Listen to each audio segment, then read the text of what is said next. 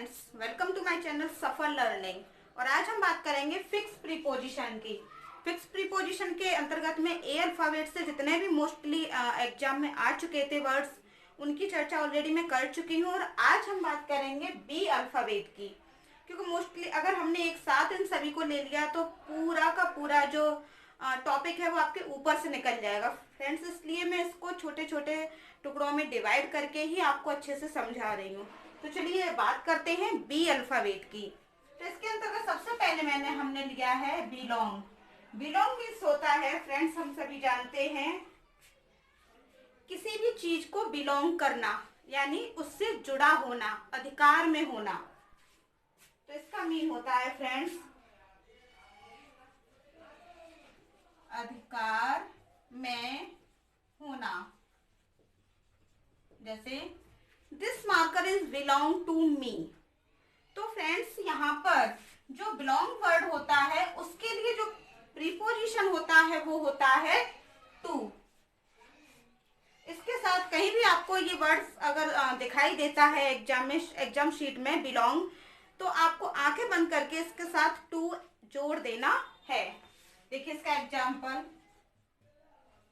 This marker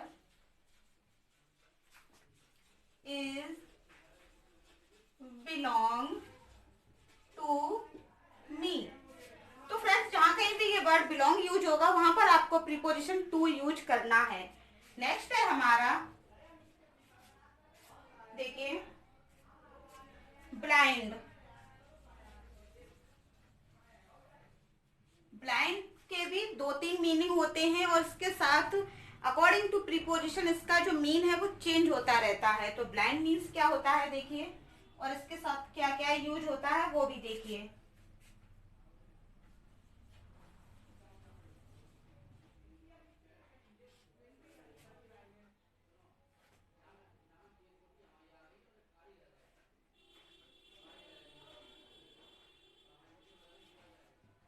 इसका mean होता है अंधा होना। जहां कहीं भी इसकी ब्लाइंड का मीन अंधे होने के अर्थ में यूज होगा, वहां पर जो हम प्रीपोजिशन यूज करेंगे वो होगा हमारा ऑफ। और देखिए दूसरा मीन होता है किसी की गलती पर ध्यान न देना। किसी की गलती पर ध्यान न देना कहने का मीन है कि कह देते हैं हम लोग हिंदी में मोस्टली कि ये जो पेरेंट्स अपने बच्चों की गलती के लिए बिल्कुल अंधे हो चुके हैं, उन पर ध्यान ही नहीं देते हैं। तो इसके लिए जो प्रीपोजिशन यूज होगा वो होगा हमारा टू। और यहाँ पर जो आंखों से रियल में ओरिजिनल में जो अंधा होता है, जैसे दिखता नहीं है, उसके लिए हम यूज करेंगे ऑफ। जैसे कि this man is blind of his eyes. यह व्यक्ति अपनी आंखों से अंधा है। तो कहने का मीन है रियल में अंधा होना तो ब्लाइंड ऑफ, और अंधे होने का नाटक करना, किसी चीज को देखकर भी अनदेखा करना, तो उसके लिए हम लगाएंगे ब्लाइंड टू। देखिए किस तरीके से, this parents is blind to the mistakes of children। ये पेरेंट्स बच्चों की गलतियों को लेकर बिल्कुल ही अंधे हो चुके हैं, यानी उनकी गलतियों पर बिल्कुल भी ध्यान नहीं देते हैं।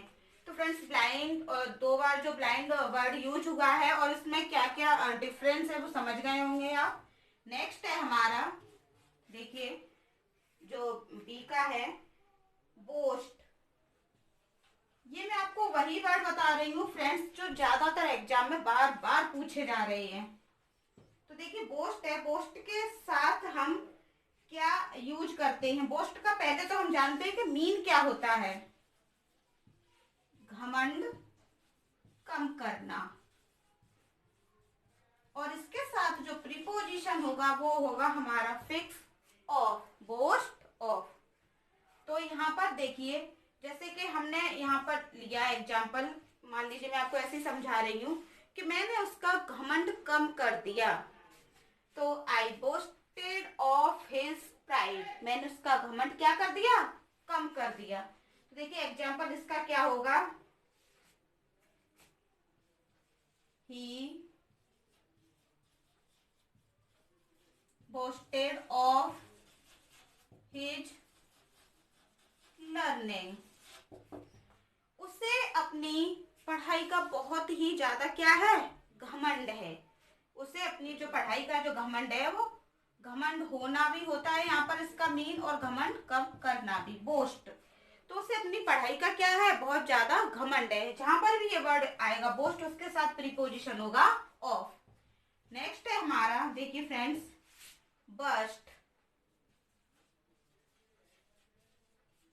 बस्ट, देखिए फ्रेंड्स, बस्ट बस्ट का मीन्स होता है बहुत ही ज्यादा बेकार होना, यानी घटी हुई चीज होना, घटिया चीज होना। तो बस्ट के साथ जब भी प्रीपोजिशन यूज होगा वो होगा इनटू। देखिए example, this boy is bust into the test, ये लड़का बहुत ही बेकार है। ये नहीं है कि उसको आपने टेस्ट करके देखा है, चाट कर देखा है तो बहुत ज्यादा बेकार है। उसकी जो क्वालिटीज है वो बहुत ज्यादा डाउन है, उसकी जो हॉबीज है वो बहुत ज्यादा डाउन है। तो इसके लिए हम क्या यूज करेंगे, बस्ट इनटू। ये 4 प्रीपोजिशन कंप्लीट हो गई। नेक्स्ट देखिए, कॉल। कॉल मीन्स होता है बुलाना। लेकिन ये जो कॉल वर्ड है इसके साथ भी 3 प्रीपोजिशन अलग अलग यूज होती हैं। कौन कौन सी होती हैं, देखिए। अगर इसके साथ अगर हमने मान लीजिए यूज किया ऑन, तो इसका मीनिंग क्या होगा। और अगर हमने इसके साथ यूज किया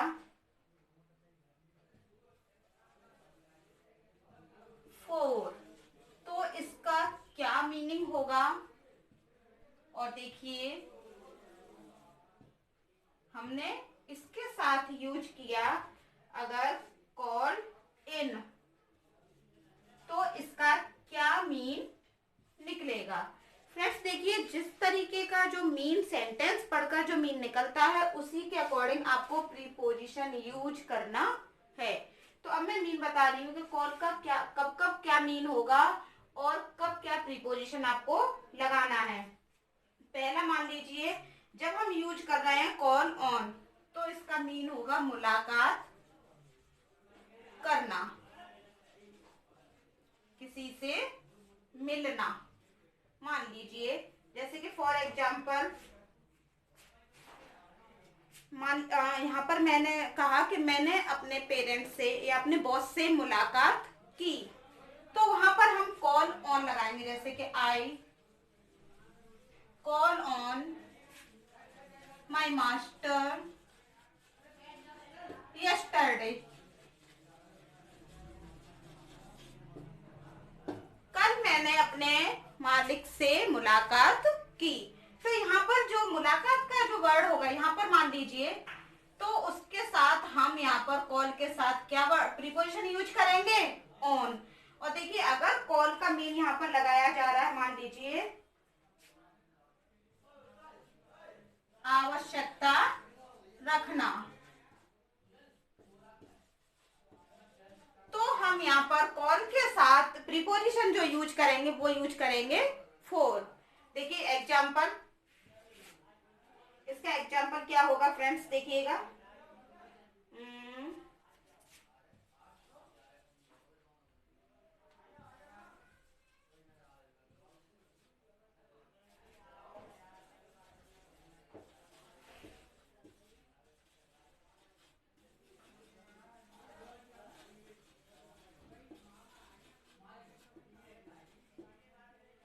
you have no call for a new candidate for job. यहाँ पर आपको जॉब के लिए एक नए कैंडिडेट की जरूरत नहीं है। तो यहाँ पर जब हम बोलेंगे कि आवश्यकता रखना या आवश्यकता होना, जरूरत होना, तो वहां पर हम कॉल के साथ लगाएंगे फोर, मुलाकात के साथ हम लगाएंगे कॉल ऑन। और देखिए कॉल इन कब लगता है फ्रेंड्स, देखिए इसका मीन क्या होता है।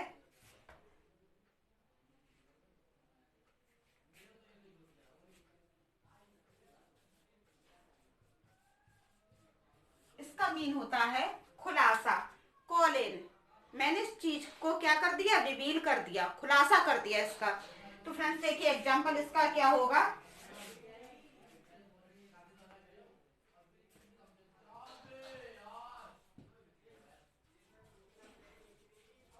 This doctor is calling my problem. इस डॉक्टर ने जो मेरी प्रॉब्लम थी उसका क्या कर दिया, खुलासा कर दिया, उसको बता दिया कि आपको क्या प्रॉब्लम है। तो फ्रेंड्स यहाँ पर कॉल के तीन यूज हैं, कॉल ऑन, कॉल फॉर और कॉल इन। तीनों को हम कब कब यूज करना है, किस तरीके से, वो समझ गए होंगे। नेक्स्ट है देखिए केयर।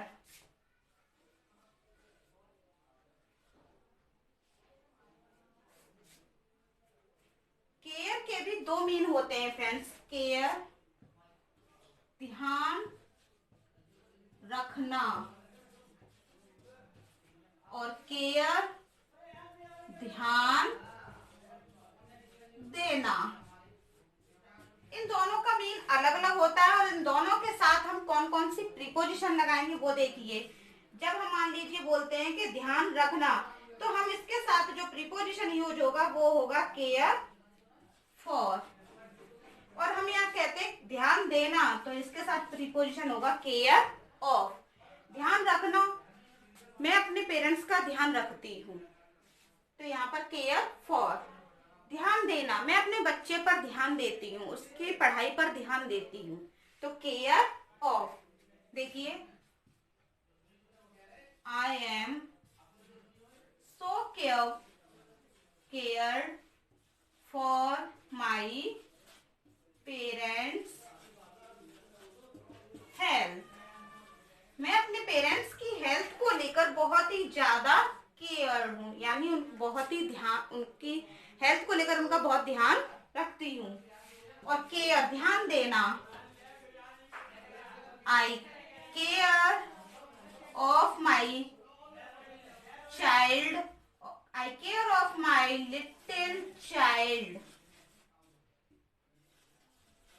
मैं अपने छोटे बच्चे का ध्यान रखती हूँ, वो सॉरी ध्यान देती हूँ। मैं अपने बच्चे पर क्या है, ध्यान देती हूँ। तो यहाँ पर केयर फॉर और केयर ऑफ कब यूज करेंगे ये भी क्लियर हो गया होगा। ये वर्ड्स जो थे कॉल और केयर बहुत ज्यादा एग्जाम में पूछे जाते हैं। फ्रेंड्स वर्ड कम्पीट, कम्पीट जो वर्ड है वो कंपटीशन से बना है। कंपटीशन का मीन्स होता है प्रतियोगिता, तो इसका भी मीन यहाँ पर यही लगाया जाएगा, कम्पीट यानी प्रतियोगिता। तो कम्पीट जब किसी व्यक्ति के साथ प्रतियोगिता होती है, किसी व्यक्ति से किसी पद के लिए, तो हम लगाएंगे यहाँ पर with. I am compete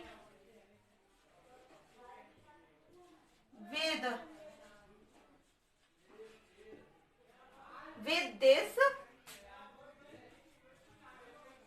principal post।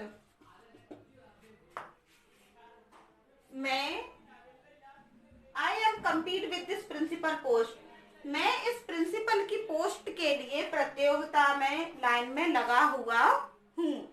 तो यहाँ पर जहां पर किसी भी पद के लिए अगर प्रतियोगिता हो रही है तो वहां पर हम लगाएंगे विद। और किसी व्यक्ति से हमें मान लो क्या है, प्रतियोगिता है, किसी व्यक्ति से कि रेस में मुझे इस पर्सन से आगे निकलना है, तो उसके लिए हम लगाएंगे compete for। देखिए किस तरीके से इसका यूज होगा। I compete for this person in the race। मैं रेस में इस पर्सन के विरुद्ध खड़ा हुआ हूँ प्रतियोगिता में। तो कहने का मीन है जब किसी व्यक्ति से प्रतियोगिता हो रही है तो हम लगाएंगे compete for। और किसी पद से व्यक्ति तो होता ही है, किसी पद के साथ और है तो यहाँ पर हम लगाएंगे compete विद। नेक्स्ट है हमारा कंप्लेन। फ्रेंड्स कंप्लेन आप जानते ही होंगे कि कंप्लेन का मीन क्या होता है। कंप्लेन मीन्स होता है शिकायत। शिकायत।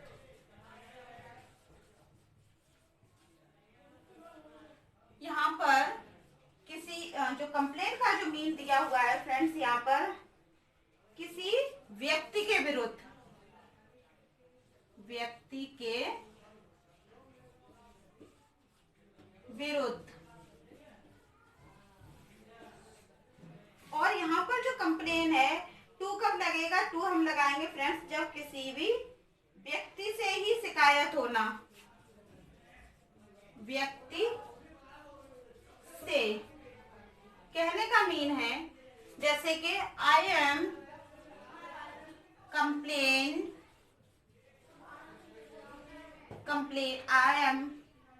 I have complained against you। मुझे तुम्हारे विरुद्ध एक कंप्लेन मिली है या फिर मुझे तुम्हारे विरुद्ध एक शिकायत करनी है। तो यहाँ पर जब किसी व्यक्ति के विरुद्ध शिकायत करनी हो तो हम लगाएंगे कंप्लेन अगेंस्ट। और जब हमें किसी व्यक्ति से ही शिकायत हो तो हम लगाएंगे कंप्लेन टू। जैसे कि मुझे अपने टीचर से शिकायत है कि वो अच्छा नहीं पढ़ाते हैं, तो हमें क्या, हम यहाँ क्या लगाएंगे, कंप्लेन टू। देखिए I have a complain to my teacher. मुझे अपने टीचर से एक शिकायत है। तो यहाँ पर आप समझ गए होंगे कहाँ पर कंप्लेन अगेंस्ट लगेगा, कहाँ पर कंप्लेन टू लगेगा। नेक्स्ट है हमारा कंफ्यूज। कंफ्यूज होता है भ्रमित होना। जब हम किसी चीज से भ्रमित होते हैं तो वहां पर हम लगाते हैं, इसके साथ जो प्रीपोजिशन यूज होता है वो होता है विद। Confuse with. तो यहाँ पर हम देखिए एग्जाम्पल क्या है इसका, इससे बहुत अच्छे से क्लियर हो जाएगा फ्रेंड्स। देखिए one must not confused with any strangers views। किसी को भी किसी अजनबी व्यक्ति के विचारों से एकदम से भ्रमित नहीं होना चाहिए। कहने का मीन है पहले उसको सुनो कि वो क्या कहना चाह रहा है, उसके बाद समझो, उसके बाद अगर आपको नहीं समझ में आ रहा तब आप अपने व्यूज दो। तुरंत किसी को देख कर ही कि ये तो अजनबी है, हमें भ्रमित नहीं होना चाहिए। तो फ्रेंड्स ये जो प्रीपोजिशन थे आज के मैंने कंप्लीट कराए, बी और सी अल्फाबेट से थे। नेक्स्ट जितने और इम्पोर्टेंट बचे हैं मैं उसकी भी नेक्स्ट एक्सरसाइज आप लोगों के लिए लेकर आने वाली